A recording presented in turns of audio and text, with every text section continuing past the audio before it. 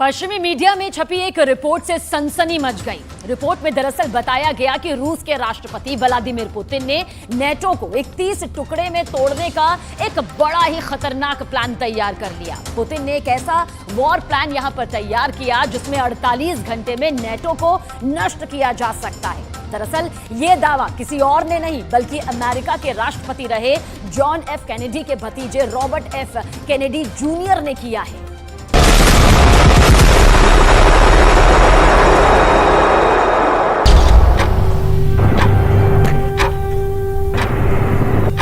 6 घंटा 12 घंटा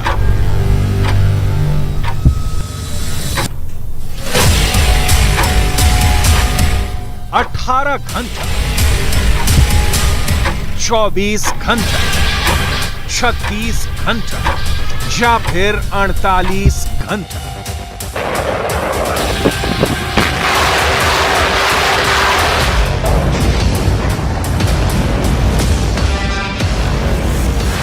रूस की सेना कितने घंटे में नाटो की सेना को खत्म कर देगी?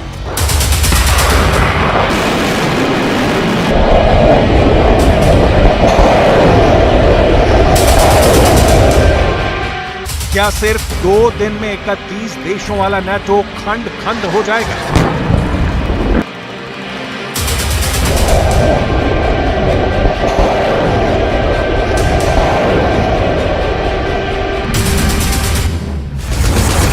क्या सिर्फ 2 दिन में रूस के हथियारों से नाटो का सर्वनाश हो जाएगा?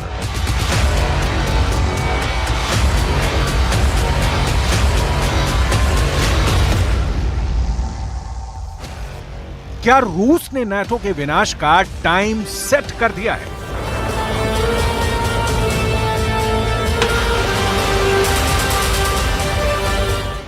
क्या यूक्रेन युद्ध तो सिर्फ बहाना है? पुतिन का मकसद नाटो को फंसाना है? क्या पुतिन ने यूक्रेन युद्ध के बहाने पूरे नाटो को अपने जाल में फंसा दिया है? क्योंकि अमेरिका में यह भी आवाज उठने लगी है कि यूक्रेन युद्ध के नाम पर नाटो को फंसा दिया गया है। दावा किया गया है कि नाटो को युद्ध में घसीटकर रूस लगातार उसे कमजोर करने में लगा है। यह दावा किसी और ने नहीं बल्कि अमेरिका के राष्ट्रपति रहे जॉन एफ कैनेडी के भतीजे रॉबर्ट एफ कैनेडी जूनियर ने किया है। Robert F Kennedy junior America में राष्ट्रपति के चुनाव की तैयारी कर रहे हैं। वो डेमोक्रेटिक राष्ट्रपति पद के उम्मीदवार के तौर पर अभियान चला रहे हैं। रॉबर्ट एफ कैनेडी जूनियर ने भयावह परमाणु युद्ध की चेतावनी जारी की है। इनका कहना है कि पुतिन नाटो को नष्ट कर सकते हैं। रॉबर्ट एफ कैनेडी जूनियर का दावा है कि यूक्रेन एक प्रॉक्सी वार है। नाटो को रूस के साथ युद्ध में घसीटा जा रहा है। नाटो कमजोर हो रहा है और अब हम परमाणु युद्ध के कगार पर हैं। Robert F Kennedy junior America के 35वें राष्ट्रपति जॉन एफ कैनेडी के भतीजे हैं। जॉन एफ कैनेडी के अमेरिका के टेक्सास राज्य में 22 नवंबर 1963 को हत्या कर दी गई थी। कैनेडी की हत्या को लेकर समय समय पर कई खुलासे हुए हैं, लेकिन उनकी हत्या के पीछे का कारण क्या था ये आज तक साफ नहीं हो पाया है। उसी जॉन एफ कैनेडी के भतीजे रॉबर्ट एफ कैनेडी जूनियर के बयान ने पूरी दुनिया में सनसनी मचा दी है। उनका दावा है कि पूरे नाटो को युद्ध में घसीटा जा रहा है और ये नाटो को नष्ट करने जा रहा है, क्योंकि अंततः मुझे नहीं लगता कि नाटो में शामिल कई देशों के पास इतनी हिम्मत है कि वो रूस के खिलाफ युद्ध में शामिल हो। कोई भी ये नहीं चाहता। रूस के राष्ट्रपति व्लादिमीर पुतिन एक बार नहीं कई बार परमाणु हथियारों के इस्तेमाल की चेतावनी जारी कर चुके हैं। यूक्रेन युद्ध को परमाणु युद्ध से खत्म करने की धमकी दे चुके हैं।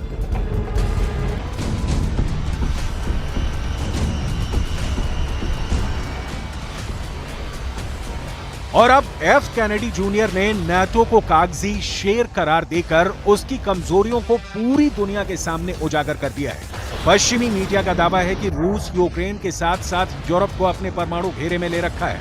रूस में छोटे बड़े सभी तरह के परमाणु बम तैनात हैं। रूस के परमाणु बम बेलारूस में एक्टिव हो गए हैं।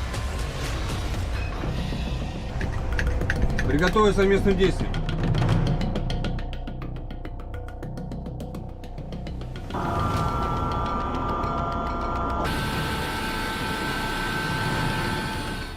रूस में छोटे बड़े सभी तरह के परमाणु बम तैनात हैं।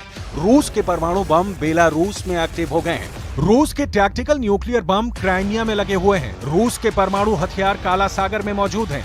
रूस के परमाणु बम बाल्टिक सागर में भी होने का दावा है। रूस की तरह ही कलिनिनग्राद में भी छोटे बड़े सभी तरह के परमाणु हथियार लगे हुए हैं। अगर अपने इस न्यूक्लियर गेम को पुतिन ने अंजाम तक पहुंचाया तो पूरे यूरोप का गेम ओवर हो सकता है। अगर ऐसा हुआ तो दुनिया ऐसा धमाका देखेगी, ऐसी तबाही की गवाह बनेगी, ऐसा खौफनाक मंजर पूरी पृथ्वी पर छा जाएगा जिसकी बराबरी हिरोशिमा और नागासाकी में हुए परमाणु धमाके भी मिलकर नहीं कर पाएंगे।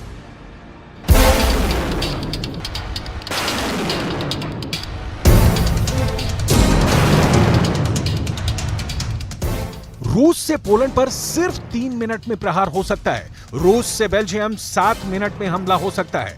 रूस से जर्मनी पर 10 मिनट के अंदर परमाणु हमला हो सकता है।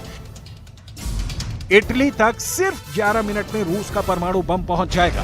वहीं पश्चिमी मीडिया में छपी एक दूसरी रिपोर्ट में बताया गया है कि नाटो ने एक ऐसा वॉर प्लान तैयार किया है जिसमें 48 घंटे में रूस का जर्रा जर्रा जल सकता है। वजह है नाटो देशों पर रूस का परमाणु निशाना। नाटो की तरफ से चेतावनी जारी कर कहा गया है कि अगर रूस नाटो के किसी भी देश पर हमला करता है तब नाटो पूरी ताकत के साथ जवाब देगा और कुछ ही दिनों में रूसी सेना को खत्म कर देगा। पश्चिमी मीडिया के दावे के मुताबिक नाटो 2 दिन यानी 48 घंटे के भीतर रूस को नक्शे से मिटा देगा। 48 घंटे के भीतर रूस की सेना का समूल नाश हो सकता है। 48 घंटे में नाटो रूस के सभी हथियारों को बर्बाद कर सकता है। और तो और दावे के मुताबिक 48 घंटे में दुनिया में सबसे अधिक परमाणु हथियारों वाले रूस के सभी परमाणु बमों की भी बत्ती गुल हो सकती है।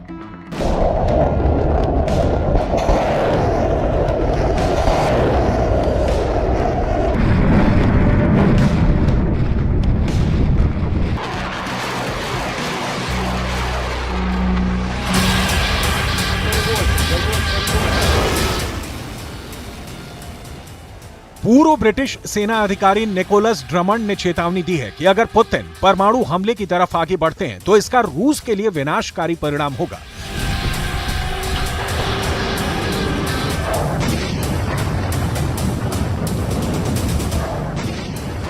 निकोलस ड्रमंड ब्रिटिश सेना के अधिकारी रहे हैं। अभी वो युद्ध विशेषज्ञ के तौर पर पूरी दुनिया में मशहूर हैं। नाटो में उन्हें उम्दा रक्षा उद्योग विश्लेषक भी माना जाता है। उसी निकोलस ड्रमंड का कहना है कि अगर रूस यूक्रेन में परमाणु हमला कर देता है तो परमाणु हमले के 48 घंटे के अंदर नाटो रूस को दुनिया के नक्शे से मिटा देगा।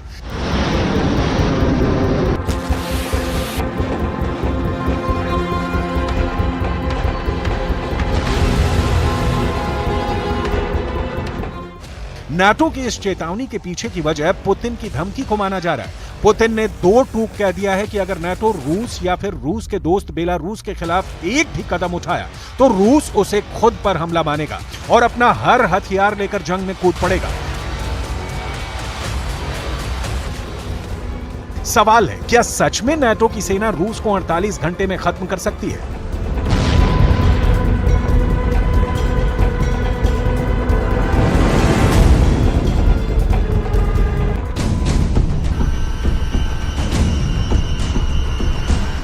अगर ऐसा करना हो तो कैसे करेगा,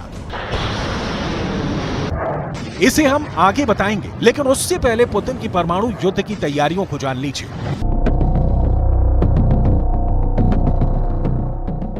रूस के परमाणु हथियार ऐसे तन गए हैं।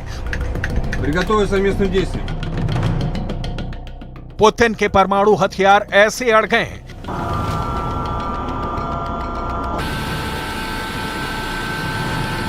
किसी परमाणु मिसाइल से जब निशाना साधना होता है तो उसे ही खड़ा किया जाता है। रूस ने ऐसे कितने परमाणु हथियारों को युद्ध के मैदान में खड़ा कर दिया है। रूस के ये परमाणु हथियार कहां कहां तैनात हैं? रूस के इन परमाणु हथियारों के निशाने पर कौन है? इन सभी सवालों के जवाब पश्चिमी मीडिया की एक रिपोर्ट में मिलता है। इस रिपोर्ट में दावा किया गया है कि पुतिन ने नाटो देशों को अपने परमाणु हथियारों के निशाने पर ले रखा है। पश्चिमी मीडिया के मुताबिक यूक्रेन का पड़ोसी देश पोलैंड पुतिन की परमाणु मिसाइल के निशाने पर है। रूस की सेना ने लिथुआनिया के नाम भी परमाणु मिसाइल तैनात कर रखी है। रूस के परमाणु हथियारों के टारगेट पर तीसरा देश लातविया है।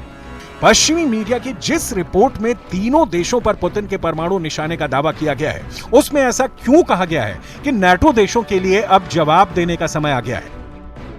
एक तरफ ज़ेलेंस्की नाटो की रट लगा रहे हैं, नाटो में शामिल होने की गुहार लगाते रहे, यूरोप जाकर हथियारों की भीख मांगते रहे। दूसरी तरफ पुतिन ने बेलारूस के साथ मिलकर बहुत ही विस्फोटक खेल कर दिया। यूक्रेन के साथ साथ यूरोप को अपने परमाणु घेरे में ले रखा है।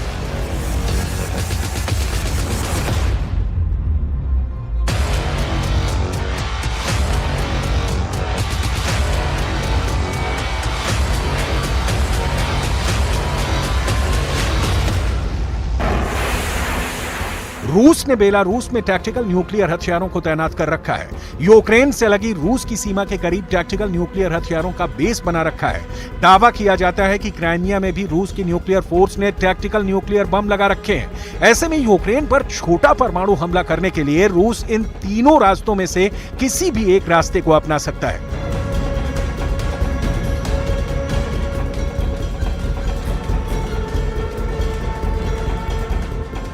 ऐसे में अगर पुतिन यूक्रेन पर परमाणु हथियारों से हमला करते हैं तो यह जंग कीव और मॉस्को तक ही सीमित नहीं रहेगी। यूक्रेन तो तबाह होगा ही, परमाणु हमले की आंच नाटो देशों तक पहुंचेगी।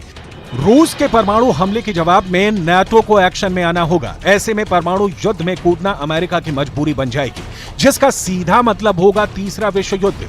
यही वजह है कि पश्चिमी मीडिया में दावा किया गया है कि नाटो के सदस्य देश रूस के परमाणु हथियारों के निशाने पर हैं और अब नाटो देशों को जवाब देने का समय आ गया है। नाटो की एक खुफिया रिपोर्ट में दावा किया गया है कि अगर अमेरिका और रूस में परमाणु युद्ध शुरू हो गया तो 300 परमाणु बम एक साथ फट सकते हैं। जिस दिन धरती पर 300 परमाणु बम एक साथ फट गए, यकीन मानिए वो दिन कयामत का दिन होगा। अगर रूस की अमेरिका से भिड़ंत शुरू हो गई तो पुतिन की सेना का मुकाबला अब तक के सबसे घातक हथियारों से होगा, क्योंकि रूस को ध्यान में रखकर अमेरिका ने यूरोप के कई बेसों पर परमाणु बम तैनात कर रखा है, मिसाइलें सेट हैं। ऐसे में अगर रूस और अमेरिका के बीच युद्ध छिड़ा तो उसके विश्व युद्ध में बदलने में देर नहीं लगेगी।